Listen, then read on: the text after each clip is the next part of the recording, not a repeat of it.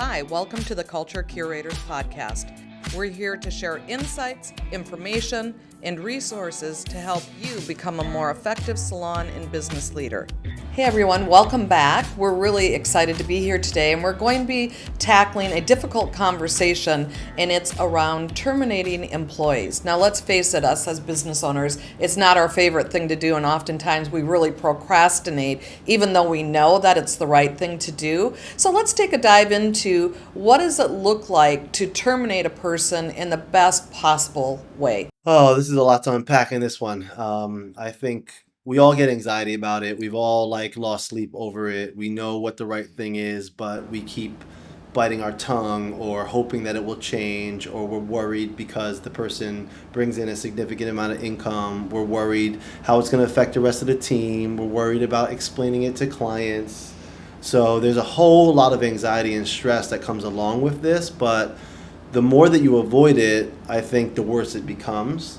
And far too often than not, and again, we always try to talk from our own personal experience, so I cannot tell you that over the last 13 years of my salon ownership, I've done all of this incredibly well, and I'm still working on it. It's a work in progress. But I think that far too often, we hold on to the wrong people for far too long, and by the time we let them go, it's too late. Termination shouldn't be a surprise to anyone, especially the person being terminated. So there needs to be things, conversations, documentations that actually lead up to the termination before that actually happens. Yeah, and we also mentioned in that episode too that it should be documented.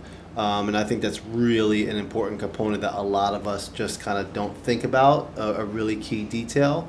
Because if and when this person needs to file for unemployment, which most likely they will if you terminate them, you at least have a track record of what's happened, a paper trail of what's happened, a series of write-ups prior to their termination so that you can show a justification around why you had to let them go at the end of it. Because again, like Jill mentioned, it should be kind of the final straw in a way, not your first go-to action. Right. And so I think that first, you have to really wind back and ask yourself, what is your policy?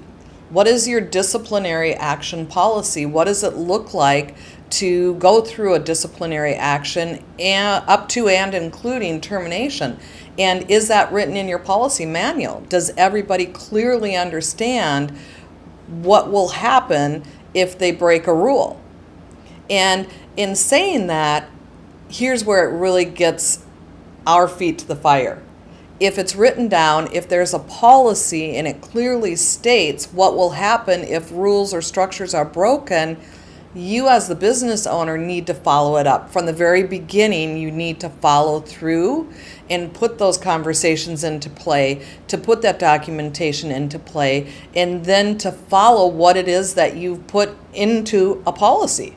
Yeah, I want to bring some context into this too, because I think this will ring true for a lot of listeners, and this is a real-time scenario that happened for me.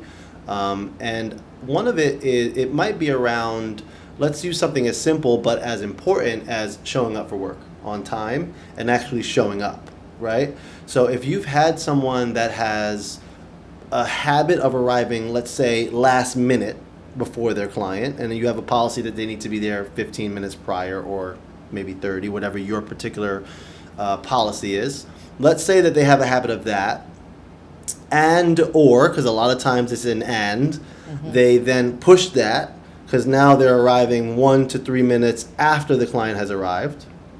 And then in the extreme example, they're no-showing a client. Not the client no-showing the hairdresser, the hairdresser no-showing the client. And now we're 30 minutes into what their 1 hour appointment was, or maybe it was a 30-minute appointment and that time has passed.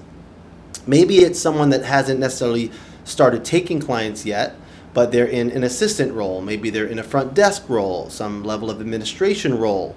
That is really, really important. So I'm going to use a real-time example where I had this scenario happening, and it was a repetitive thing. And I was in a position where you never necessarily want to get to, but sometimes it happens in business. You were in a desperation position, right? This person was a key component of assisting and helping. And without this person, it was going to create a massive upheaval of smoothness and fluidity for the stylist on the floor, for clients, and all of that, right? And the more that you have the conversation, right, and it's clearly outlined that this is not okay behavior. Maybe this person was showing up 1 hour, 2 hours late. Maybe they were just not showing up. Whatever the case may be, once you've had this conversation once or twice, if you say the very next time that this happens, so that both of us know you're going to have to be let go, unfortunately, which is not what I or you really want, but we got to get this under control. And again, you're going to not say it in that way, but I'm kind of condensing it for a moment. If you don't, once they do it again, what do you think happens? They think it's okay. I literally was told that words were spoken that, well, he told me that I'd be let go the last time, and I kind of did it again. So then what happened was, when I finally did do it, the person was surprised. Of course, Now they're caught off guard, Right. right? So it was like such a failure on my part as a leader, and a disconnect because of, again, the fear of the disruption to the business. But a lot of times in these scenarios, and I really want you to hear this if you're listening to this, you have to pick the lesser of two evils in one of these scenarios sometimes. And the lesser of two evils in that scenario was, it would have been better to disrupt, the flow than it was to allow that behavior to just continue without any consequences, because it undermined our entire dynamic. And although it would have frustrated the team to not have that help, it would have then opened up space for me to then replace that person quicker. And or if I don't do that, or when I didn't, what does it say to the rest of the team? Yeah, it says that you're okay, that we have rules, but we're not going to follow those rules because of whatever it is behind it. And I know that whomever is listening to this hits and this really resonates with you, because we all can feel that. We have to make this decision. Boy, are we going to go through this right now, or are we just going to push it aside and hope that it gets better, knowing that it's never going to get better? And you have to really stop and think, what is your non-negotiable? And you have to be true to your culture, and you have to be true to your non-negotiables. So when Derek's talking about time off, not time off, but coming in late, you have to really determine, are you going to truly terminate your highest producer potentially if they're coming in under the wire? They're not technically late. If they start at 9, they're coming at 8:59. Their client may have been there for 10 minutes, but they're technically not late because they start at 9 o'clock. Are you going to terminate them? That's a really gut-wrenching choice that you have to make, but you have to make it before you're in that situation, because once you're in that situation, those emotions are high, you're thinking about the bank account, and it's too difficult to make that right choice. Whatever that right choice is for you, and for everyone, it's going to be a little bit different. Honestly, some people are going to be okay with that, and if that's your culture, and if that's okay with you, that's great. But if it's not, then let's talk about, how do we respectfully, as kindly as possible, with heart, let somebody go. Yeah, and I think, unfortunately, if this person is in one of the positions like I mentioned before, where they're not necessarily a service provider, versus someone that's a service provider that's really bringing in income or is tenured with your company, you might have two different approaches here, which doesn't necessarily create fluidity in the culture. But it's a really hard dynamic, because if this person's really bringing in income, are you really thinking in your mind, them coming 2 minutes under the wire is grounds for termination? But you have to determine that, like Joe said, on the front end. And again, none of what we're talking about is easy. It's a really simple concept, but not easy to do at all. And I think when you start talking about letting people go, a lot of times when you think of the word termination, it's such a harsh word, right? So you think of like this falling out. You think of like, you've had it up to here, and it's like a falling out conversation. And it doesn't necessarily have to be that way. You can let people go with love. You can let them know that your goal is to let them go so that they can find success somewhere else, and that they can be happy, and they can find an environment that allows them to do the behavior they're doing or not. But you have to really be firm in your non-negotiables, and I know that that's really hard to do when we're dealing with income, and you're thinking about your rent due, and maybe in other areas of the business you're struggling. So this can be a very challenging thing. Right, right. So let's say you've made the decision that this is a non-negotiable and it's time to terminate. That you've done your due diligence, that you've had a conversation with them, you've documented it. They continue to have that behavior. We'll just talk about being late because that's what we've been talking about. You've given them a written warning, and then they continue that behavior. And in that written warning in the past, it clearly states failure to comply with this policy will result in further disciplinary action up to and including termination. They sign off on that. They get a copy of that. Then they're clearly set up. If that behavior happens again, then there's a conversation, and the conversation is a termination. And it's done with grace, it's done with love and understanding. It's not done with anger or emotion or whatever it is. We clearly know that we talked about it on this date. You had a written warning on this date. And on that written warning, this is what it said. You pull that paper up. They both signed. You've signed off. They've signed off. And now here we are again. And so it's time that we part ways. Yeah, and there might be tears. You're emotional. They're emotional. You really want to plan timing for this too. I think this is on both sides too. If any employees happen to listen to this, I think what's also really important is when you resign, right? And the timing that you do that. If you have any level of respect for the relationship, and again, even if you're terminating someone, you can still have respect to a degree for the relationship and for the person as a human being, right? So I don't want to do this to them while one of their clients is processing with color, or in between clients, or at the very start of their day. I mean, if you're terminating them, the start of the day is the end of the day. But if you're having any kind of these important conversations, doing this in the middle of like client time, to me is a huge no-no. And I would say the same with an employee. I've had so many times where an employee decides to resign, maybe because it's eating them alive and they just have to get it off their chest at whatever time that they feel. But when you get that knock on the door in the middle of a client day, it is such a disruptive thing across the board. And again, if we care at all about each other and the clients that are in the building, we want to be respectful and professional in these scenarios. So when you have to have the parting ways conversation, again, it doesn't need to be it shouldn't be a screaming match. It shouldn't be a super highly charged emotional thing. If you are still in that emotional space, again, the 24-hour rule, if you're going to let them go today, waiting 24 hours to calm down and assess correctly how you want to approach this, is not going to kill you. It's not going to be the end of the day, that's for sure. So, meaning you can wait one day. Exactly. However, when you terminate, you could do it in the beginning of the day, their shift, or you could do it at the end of their shift. Again, privacy is very, very important.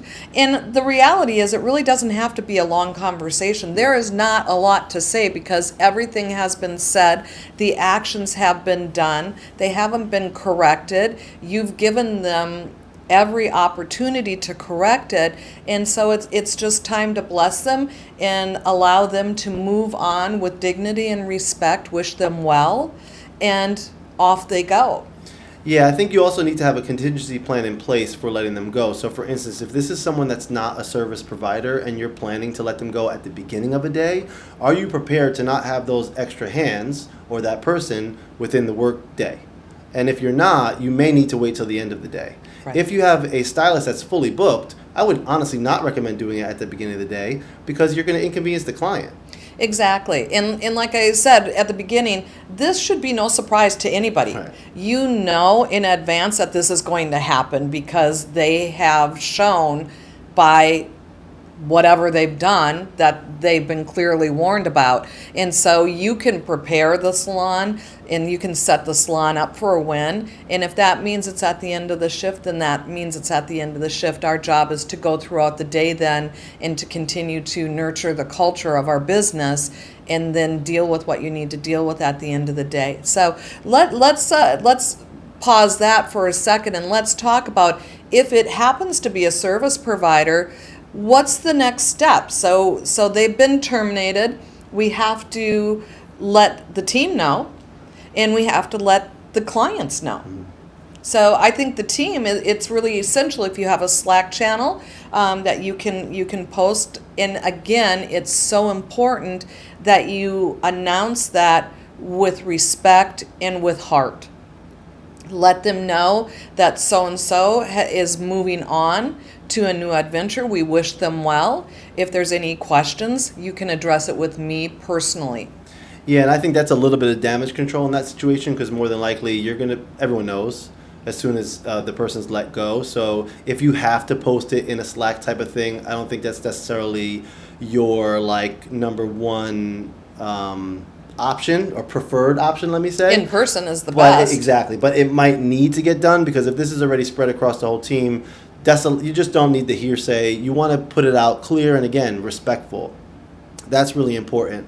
And I also think that, making sure that you are holding yourself really professional as an owner in these scenarios, that you're doing everything possible to do it the right way. And again, when you haven't, just kind of learning from it, because you're not going to do this right every single time. You're not going to get it right out the gate. This is so uncomfortable for people. Breakups stink. Let's call a spade here. It's not fun. It's terrible. You probably love the person as a human being, or maybe you don't, but either way, you need to respect them and be respectful of them, because the rest of your team that stays on board is watching how you're handling this. Exactly. And that's really important too. And more than likely, if there's relationships in the salon, which there always are with this person, they will stay in touch.